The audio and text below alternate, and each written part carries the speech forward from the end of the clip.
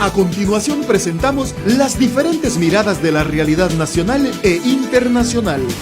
Las voces y opiniones desde una mirada amplia. En un contexto que necesita ser analizado a profundidad e ir directo al grano. Periodismo profundo y directo. Una producción de la Asociación de Medios Católicos de Honduras, AMECA. Directo al grano. Comenzamos. Saludos amigos y amigas, es un placer saludarles. Bienvenidos y bienvenidas a esta entrevista de análisis de la realidad. Con sus acciones, con sus reclamos, con sus protestas, los ciudadanos y ciudadanas de América Latina han denunciado y siguen denunciando los constantes abusos que en nombre de la democracia hacen sus gobernantes. ¿Cómo están las democracias en América Latina? ¿Por qué seduce tanto el poder a los gobernadores o presidentes? ¿Cuál es el reclamo constante del ciudadano y ciudadana? ¿Qué salidas se pueden plantear ante la crisis de nuestras democracias? Son solo algunas de las inquietudes con las que hoy queremos reflexionar en esta entrevista de análisis de la realidad de su programa Directo al Grano por la Asociación de Medios Católicos de Honduras, AMECA. Les saluda José Peraza y nos acompaña Omar Rincón, profesor asociado de la Universidad de los Andes en Bogotá, Colombia, de donde también es director del Centro de Estudios en Periodismo y la Maestría en Periodismo. Es profesor universitario, periodista y analista. Nos atiende desde Colombia. Gracias por acompañarnos, Omar Rincón. Bienvenido. Buenos días a la gente en Honduras y a Radio Progreso y a vos, y aquí estoy para lo que pueda comentarles sobre esta realidad tan convulsa que tenemos en América Latina y en Colombia. Pues no es como una excepción, toda América Latina cumple con los mismos requisitos: precariedad laboral, precariedad en salud, precariedad en vivienda, precariedad en educación, precariedad en todo. Y la única manera que ha encontrado la gente es salir a las calles y manifestarse para poder defender sus derechos. ¿Qué está pasando hoy en Colombia? Colombia lleva, creo que es el día 20, 22 de paro nacional y de marchas de protesta. Y pues nosotros estamos en el momento más grave del COVID. Tenemos 500 muertos diarios, no hay vacunas para la gente. O sea, no hay vacunas, hay muchos muertos y sin embargo la gente está en la calle, lo cual demuestra que hay una bronca social muy grande. Y creo que como en toda parte, lo peor es que tenemos unos dirigentes y un gobierno insensible que no escucha, y entonces lo único que hace es militarizar. Entonces, al no escuchar, la no escucha del gobierno y la militarización hace que la protesta continúe, porque es como de alguna forma negar el derecho de los ciudadanos a tener algo de razón en lo que piden. Entonces, es una situación complicada porque el gobierno no quiere escuchar, no quiere conversar. Hace una mesa de diálogo en la que habla toda la gente, el presidente no escucha a la gente. Entonces es muy difícil porque la gente realmente ya no aguanta más. Así como Colombia, también hay mucho movimiento de protesta en varios países, en casi todos los países, desde Centroamérica, Suramérica, la América insular. ¿Cuál es la realidad de las democracias en América Latina, Omar? Pues tenemos una pérdida de, ¿cómo llamar?, de erotización, de volver sexy la democracia. O sea, la pobre democracia, todo el mundo le echa la culpa. La culpa es de la democracia, la culpa es de la democracia. La democracia no tiene nada que ver con la economía. El modelo económico es un asunto que uno puede decidir sin necesidad de estar en democracia o no democracia. Lo demostró Pinochet con la dictadura, que hizo neoliberalismo, o China con un capitalismo estatal, o Trump con un capitalismo populista. Eso no tiene nada que ver con la democracia. Segundo, la democracia parece que es lo que hacen los políticos, no es lo que hacen los ciudadanos, entonces también tiene la mala fama de los políticos en América Latina. Tercero, las democracias fueron tomadas por las élites en Centroamérica, ustedes lo tienen claro, por unas élites tradicionales, racistas, clasistas, machistas, xenófobas.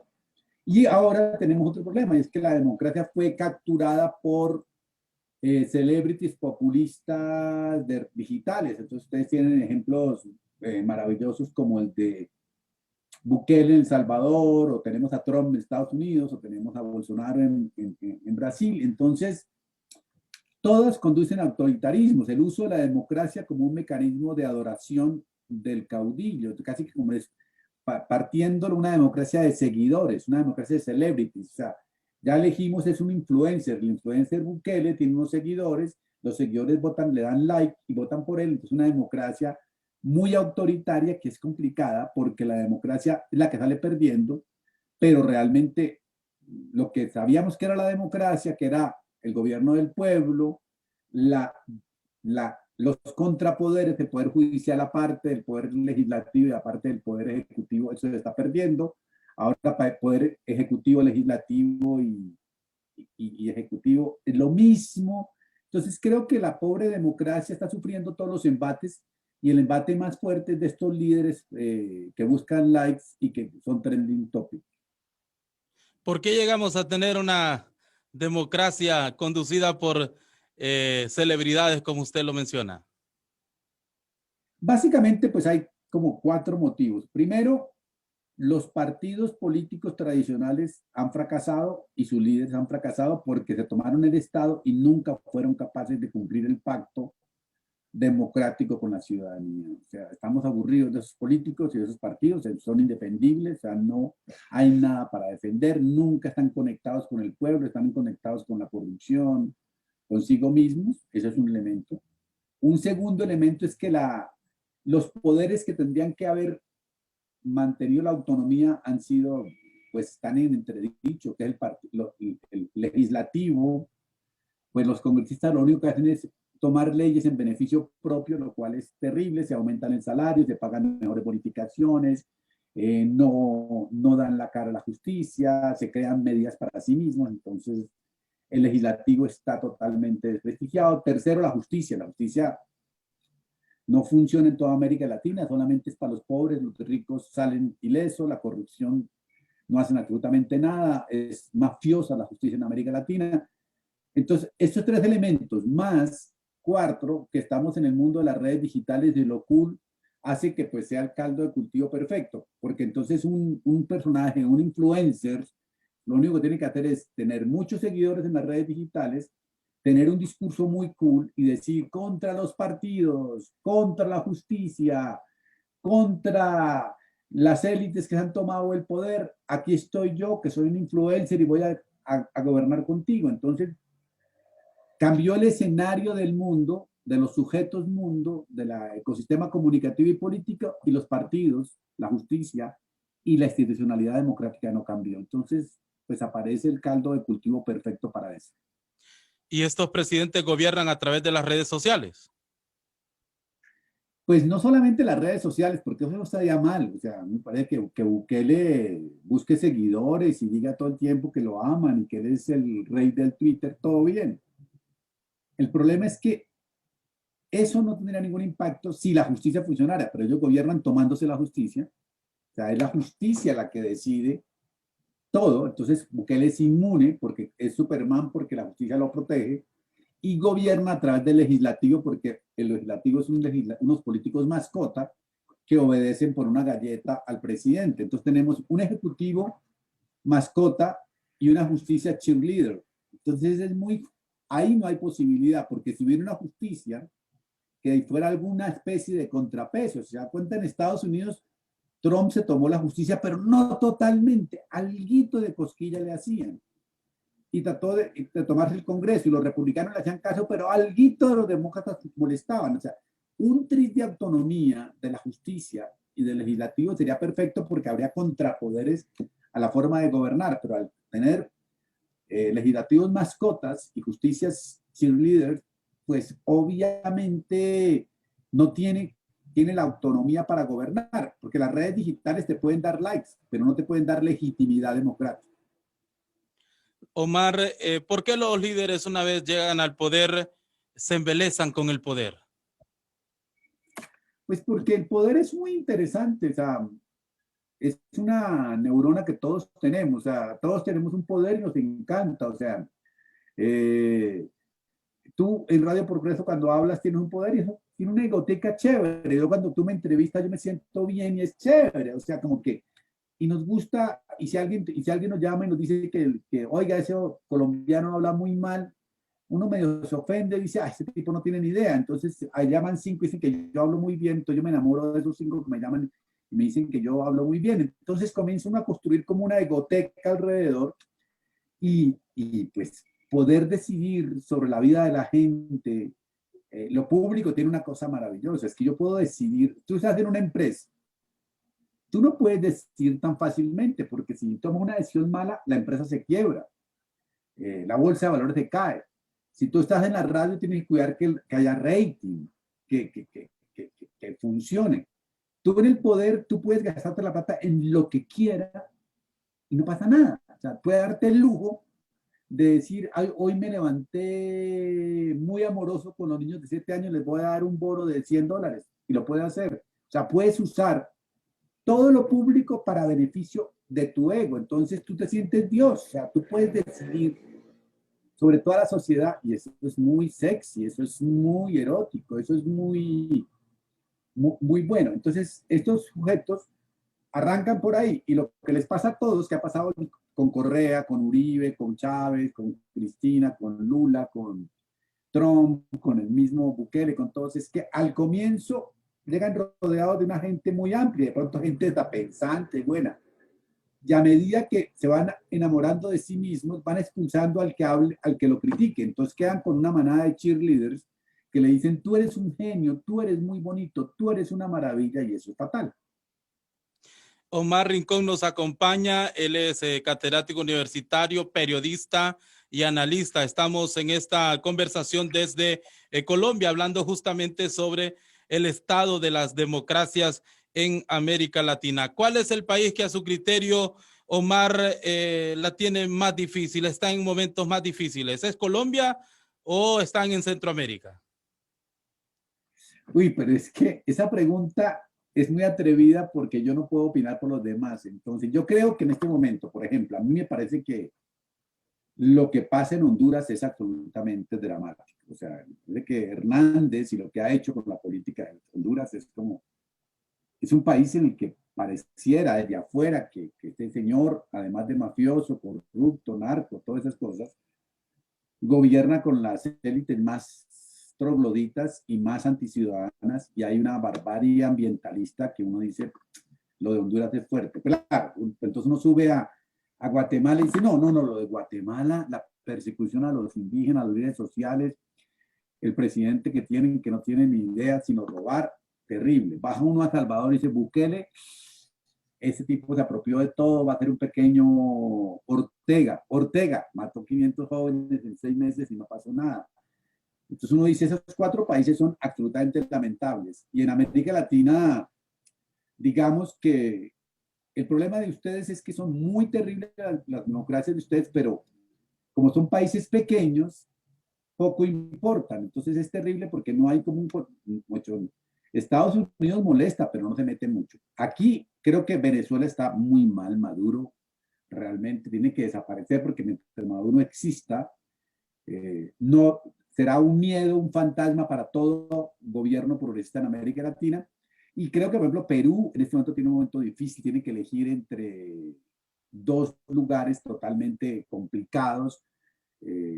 Toda la derecha juntada con la Fujimori, que antes la odiaban, toda el mundo regional con Castillo, que es un tipo que se la jala de izquierda, pero está en contra del aborto, el matrimonio homosexual, la educación sexual, el medio ambiente. Es terrible, es como una cosa. Entonces tienen que escoger entre esos 2, me parece que es fatal. Y Colombia está en la misma línea de Perú y de Centroamérica. La ventaja nuestra de alguna forma podría ser que las élites de alguna forma están dispuestas a no acabar el país. Entonces, de alguna forma hay un contrapeso mínimo del Congreso, del Legislativo, y un mínimo contrapeso del Judicial. Entonces, mientras estas 2 cosas haya de las élites un contrapeso mínimo, no tenemos un contrapeso de 50-50 del 10%, entonces tenemos como una esperanza de que pues año entrante hay elecciones y podamos elegir un poquito mejor que lo que elegimos este año. ¿Hay condiciones, Omar, que la protesta ciudadana pueda votar cualquier gobierno en América Latina? Depende de los contextos. O sea, por ejemplo, lo que está pasando en Colombia, hubiera pasado en Ecuador, el presidente se hubiera caído, hubiera pasado en Perú, el presidente se cae, hubiera pasado en Argentina, el presidente se cae, hubiera pasado en Bolivia, el presidente se cae. En contextos de países donde la protesta social tiene bastante impacto, este presidente ya no podría existir. En el caso colombiano, ¿por qué no puede existir? Porque es un tipo que ya van 60 muertos. O sea, un presidente que ha ordenado la muerte porque sus fuerzas policiales han matado 60, ya tendría que haber huido del país como huyó del país Sánchez de Lozada en Bolivia, como le tocó a De la Rúa huir de Argentina, como le tocó huir la gente a 3 expresidentes en Ecuador, como tumbaron en Perú a 3 presidentes. Entonces, eso debería implicar un elemento. Pero aquí va 60 muertos, más de 1000 desaparecidos, dice según el Ministerio de Defensa, más de 2000 heridos, y no pasa nada. Entonces, yo creo que la protesta social, y esto viene porque nosotros apenas estamos aprendiendo a protestar, nosotros venimos del tiempo de la guerrilla, y entonces cuando no había acuerdo de paz, la guerrilla, todo lo que fuera protesta era guerrillero, entonces la solución era militar, a matar al otro. Pero con el acuerdo de paz ahora se puede la protesta, pero estamos viendo que el impacto es un poco internacionalmente, todo el mundo nos ve como que estamos re mal, y es cierto, pero aquí el presidente piensa que seguimos en la isla de la fantasía. Entonces es terrible porque en Colombia los presidentes son jefes de las Fuerzas Armadas, mandan a matar los falsos positivos del señor Uribe, muchas cosas de Santos, para no decir que eso muchas cosas y este señor, y no tienen accountability judicial, entonces no hay, la fiscalía les pertenece, entonces no hay una forma. Se judicializa al crítico, al rebelde, pero no se judicializa al que mata. Entonces es una cosa muy rara de ecosistema que por eso no puede pasar en Colombia eso. Aquí la pasan diciendo, hay que defender la institucionalidad. La institucionalidad es que el señor que manda a matar lleva esta cantidad de muertos, se vuelva, no responda por lo que debe salir, funcionar.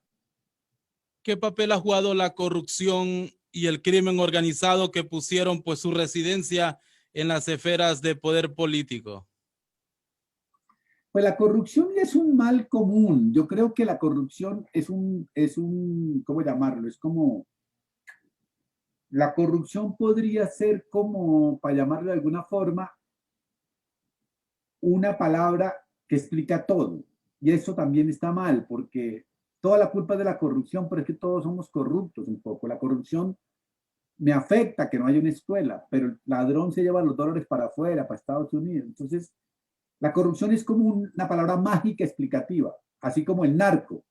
Entonces, si tú quieres decir, todo es culpa del narco y todo es culpa de la corrupción, pero no es tan así tanto. Yo creo que la culpa es ciudadana de lo que elegimos, de lo que no tenemos responsabilidad sobre lo nuestro, y creo que realmente es más culpable la inactitud y la sevicia y la, ¿cómo llamarlo? La inactitud, la sevicia y la falta de empatía con los ciudadanos de los gobernantes y de las élites. Yo creo que el problema es de élites. Las élites no están siendo sensibles a sus ciudadanos. Ellos creen que están todavía en las fincas del siglo pasado y que pueden tener a todo el mundo esclavizado, pero están quedándose sin país. Terrible. O sea, son unas élites bastante irresponsables. Yo creo que y élites, son élites académicas que vivimos felices en las universidades, élites mediáticas que viven felices en los medios, élites ONGeras que viven felices hablando de las violencias pero ganando salarios espectaculares, élites de todo tipo, y las élites obviamente matonas, machistas, clasistas y xenófobas. Omar, ¿dejó de funcionar la democracia y estamos avanzando a tiempos de dictaduras en América Latina? No, yo creo que la democracia, digamos, funciona demasiado bien porque la democracia prometió que cualquiera podía ser presidente. Y se está demostrando que sí. Hoy un presentador de televisión puede ser presidente, como Jimmy Morales en Guatemala. Hoy un tuitero como Bukele puede ser presidente.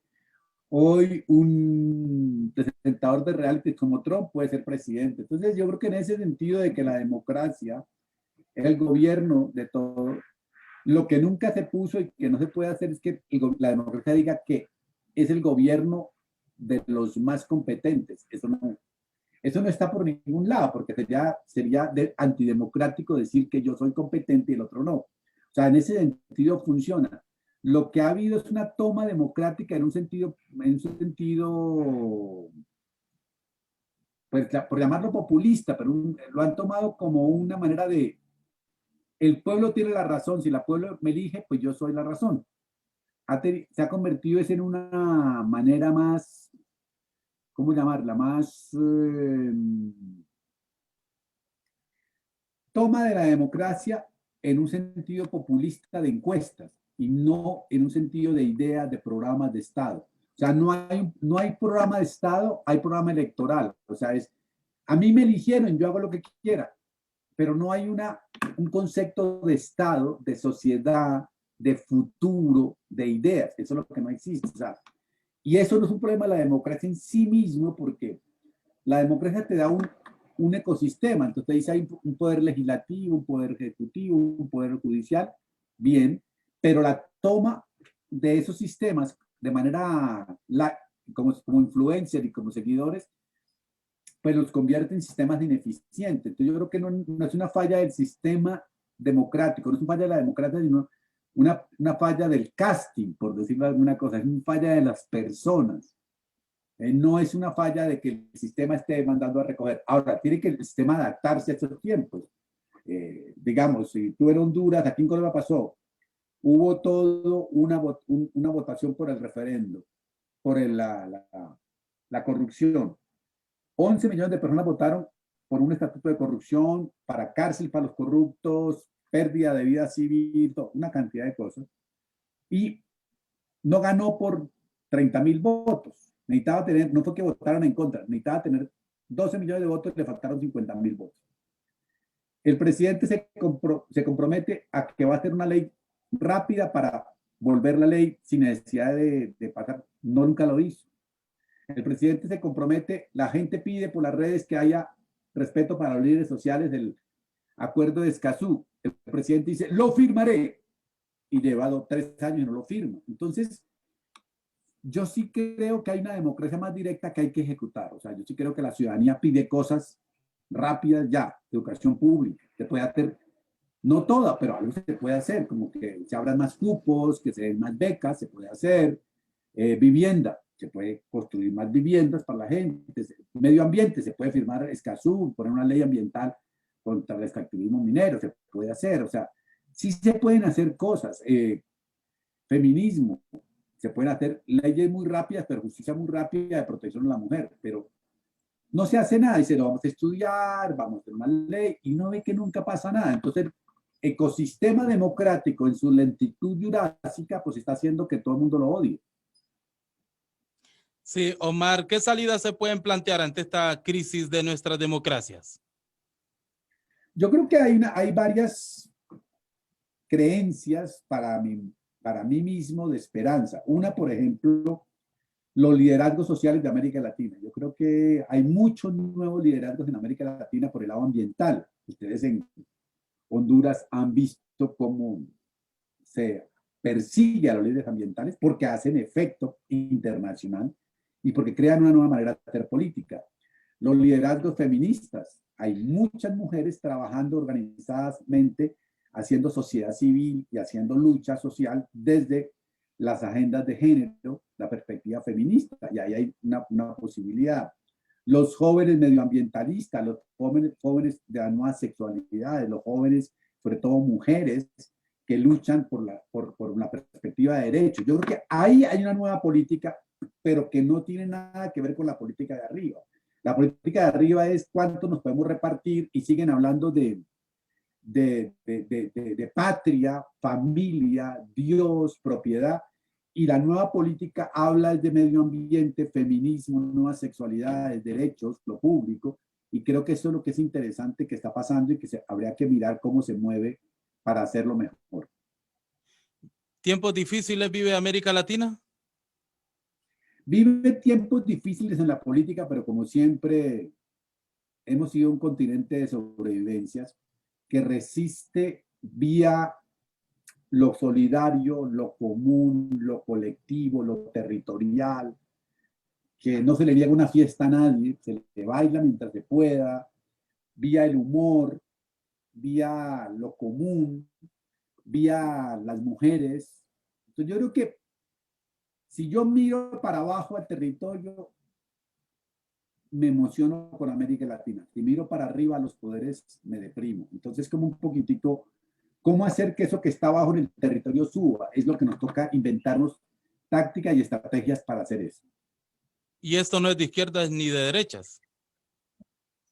Es que el problema de la izquierda y la derecha es que la izquierda y la derecha son igual de corruptas, igual de fundamentalistas, igual de eso. Yo creo que hoy hablaríamos que ser de izquierda es ser feminista, pero, por ejemplo, voy a poner un ejemplo. En Bogotá gobierna una alcaldesa que es lesbiana y vive con su pareja.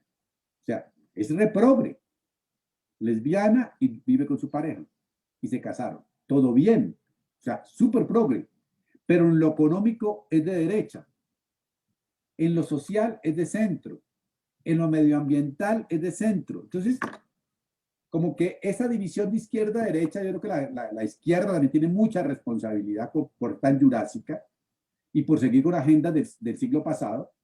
Yo creo que hay que comenzar a asumir las agendas. Yo creo que hoy ser quitémosle el nombre de izquierda o no le demos miedo, digamos, progresismo, socialismo, lo que sea, es ser feminista, defender lo público, estar en perspectiva de derechos, trabajar por una salud pública, una educación pública, aceptar la diversidad sexual, trabajar por la soberanía territorial. Son cosas que son muy obvias y que son nuevas agendas que marcan que uno sea progresista. Y muchas de estas medidas no quieren acabar con el capitalismo, ni con la familia, ni con la religión, ni con nada. Simplemente quieren encauzar el discurso por otras puestas en práctica de sociedad, por una nueva forma de imaginar lo común, lo de todos, la sociedad que queremos. Omar, estamos muy agradecidos por habernos concedido este espacio. Muchísimas gracias y por supuesto nuestra solidaridad con lo que está viviendo Colombia, que seguimos muy de cerca esa difícil realidad con un pueblo que se mantiene beligerante en las calles. Muchísimas gracias, Omar Rincón. No, muchas gracias a ustedes por invitarme y por darme la posibilidad de comentar desde mi punto de vista. Una de las cosas que le digo a los oyentes es, lo mío es un punto de vista y hay muchos más. Nunca le haga caso a nadie. O sea, no se aborrego a las ideas de nadie. Piense con su propia cabeza. Si alguna idea de las que yo dije le parece que puede tener sentido, súper bien, cójala, rumiela, viruciela, convérsela. Y si otra no está de acuerdo, también convérsela, disienta, pero disintamos con argumentos. O sea, esto no es un asunto autoritario. Lo más fácil es caer en derecha, izquierda, o Uribe, Petro en Colombia, o Trump, Biden. No se trata de eso. Lo más difícil es estar en la ambigüedad donde todos tenemos un poquito de razón. O sea, no es que el otro no tenga nada de razón. O sea, yo creo que, por poner un ejemplo, las personas que creen en las iglesias evangélicas y que creen que hay un solo matrimonio tienen la razón. No tengo por qué pelearle que hay otros matrimonios.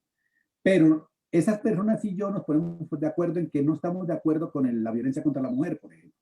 En eso estamos de acuerdo. O sea, tenemos más agendas de acuerdo de las que creemos, pero las pasamos enfatizando únicamente en las que nos dividen, en cosas que realmente podemos respetar los pensamientos del otro, pero encontrando los lugares comunes.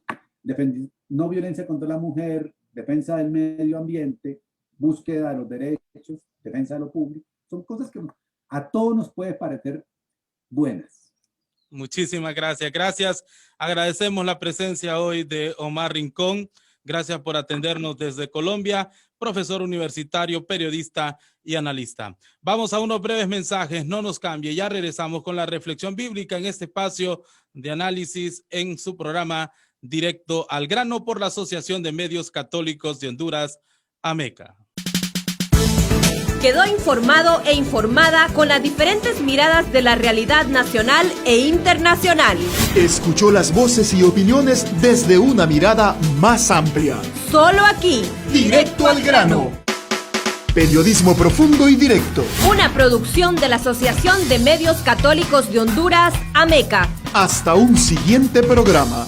Desde Radio Progreso y el ERIC compartimos con ustedes esta reflexión sobre la realidad desde nuestra fe.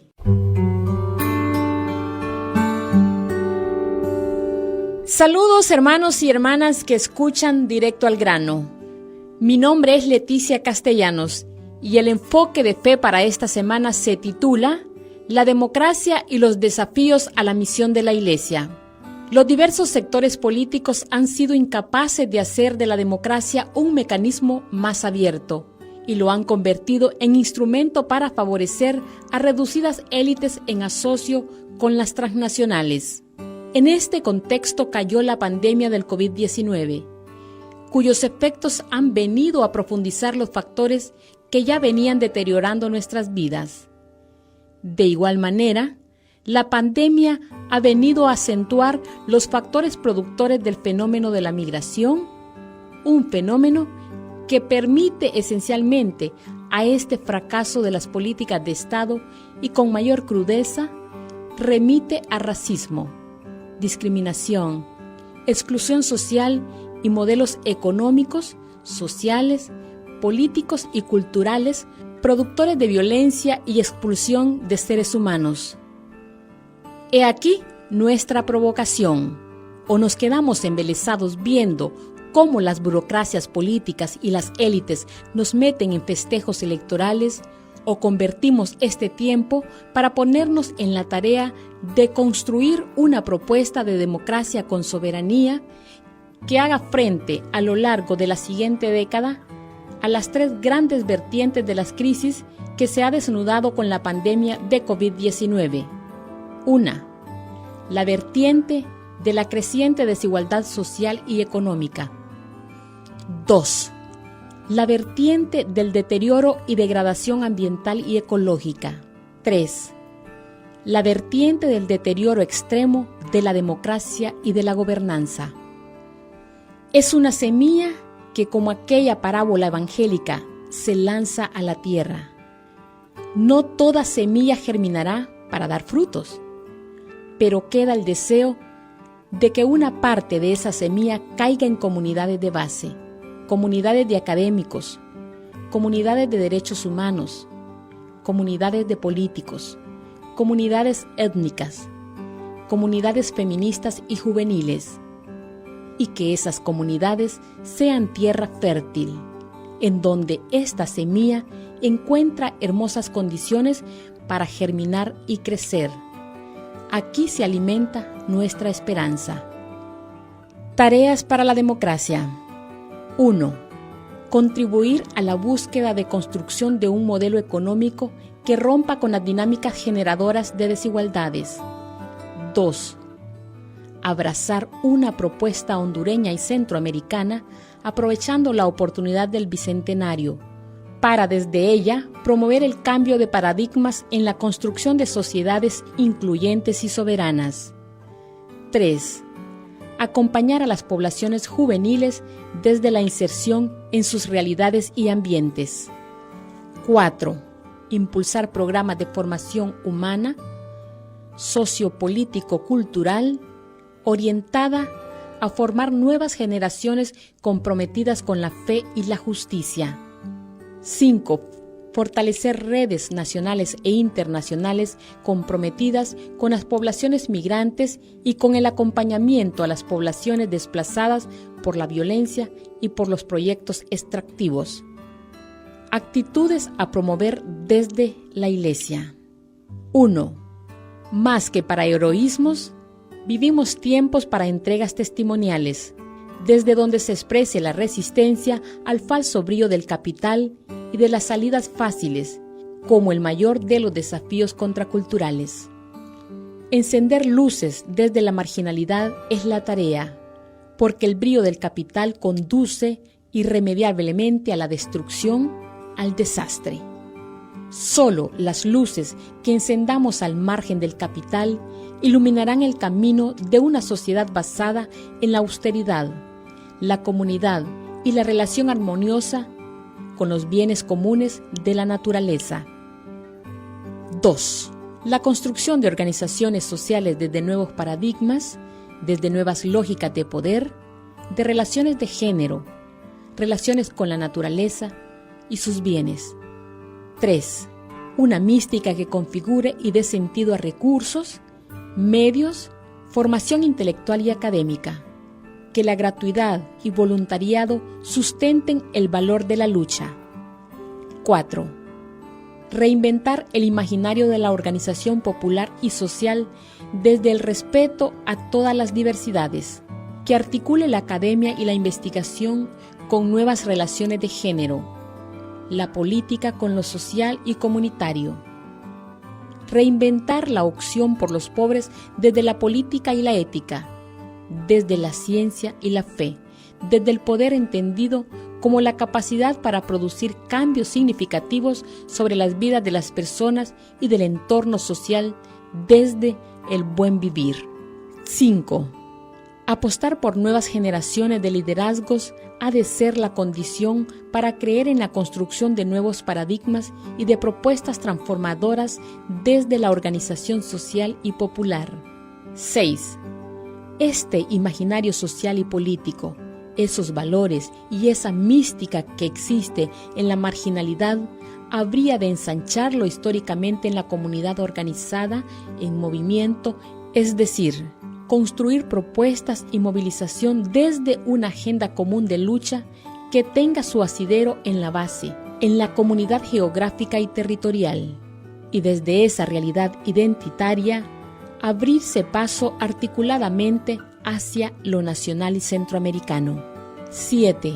Tomarse en serio el debate sobre el patriarcado y su influencia cultural en las estructuras y relaciones dentro de la Iglesia y sobre el debate en torno a la lógica de poder que predomina en la Iglesia.